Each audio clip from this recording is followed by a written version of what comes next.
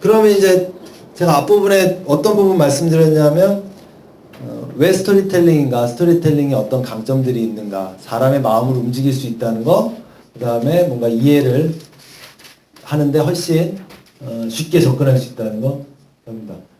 제가 요거 한 가지 말씀 더 드리고 잠깐 쉬겠습니다. 두 번째는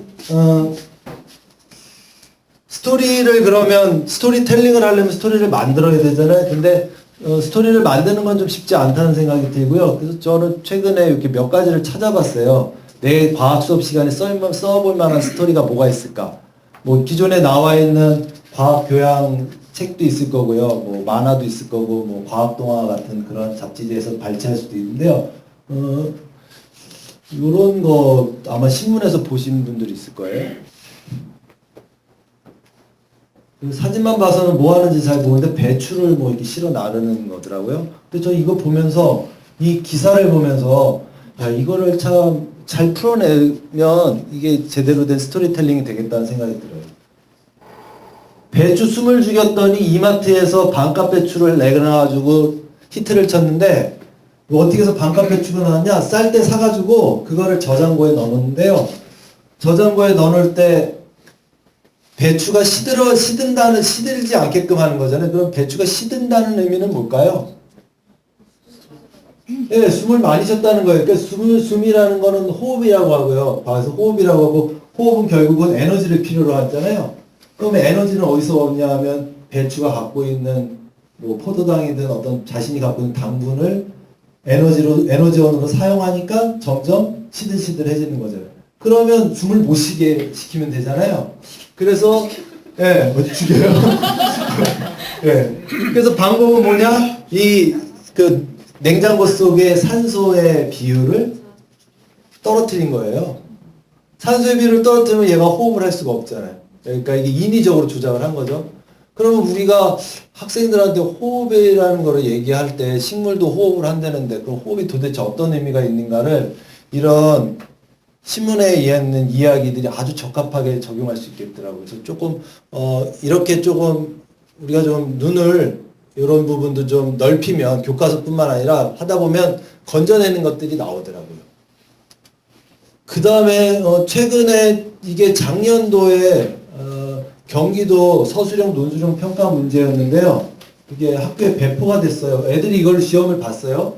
근데 저는 이걸 보면서 출제하신 분이 누구셨을까 좀 궁금했어요. 뭐냐면요. 이거는 이거 아세요? 네. 아빠의 항아리?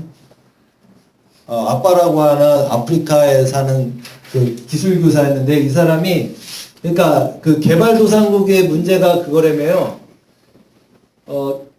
물건을 살 수 없다. 왜냐하면 그러니까 선진국에서 만든 물건을 사서 사용할 수 없다. 왜냐? 너무 비싸서.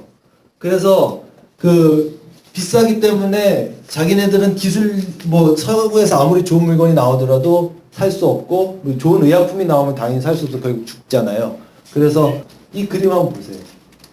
항아리를 아주 저렴한 비용으로 항아리를 냉장고를 만드는 거예요. 냉장고요. 냉장고. 그러면 이게 냉장고가 될 수 있나요? 될 수 있죠.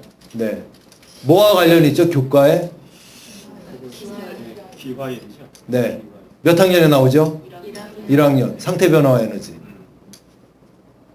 우리가 상태 변화 에너지를 여러 가지 일상적인 것들을 이야기 스토리를 해서 하는 것도 있는데 이거 보면서 참 이런 대체 기술이 사람들의 이 항아리 냉장고를 만들어서요 아프리카의 여자아이들이 학교를 다닐 수 있다는 거예요. 결론은.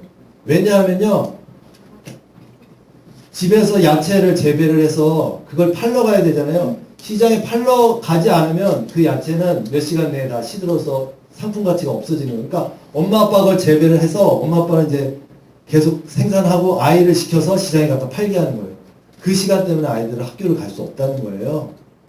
그런 문제를 이 조그만 제품 하나가 극복을 했다는 겁니다. 그래서 여기다 집어넣으면 4, 5일을 보관할 수 있대요.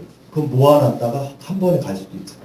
그래서 이런 것들을 여기 읽어보면 제가 그 원고에도 소개해드렸는데요. 이제 출처는 경기도교육청에서 출제한 서술형 논술형 평가문항에 있습니다. 그거 한번 쭉 읽어보시면 예.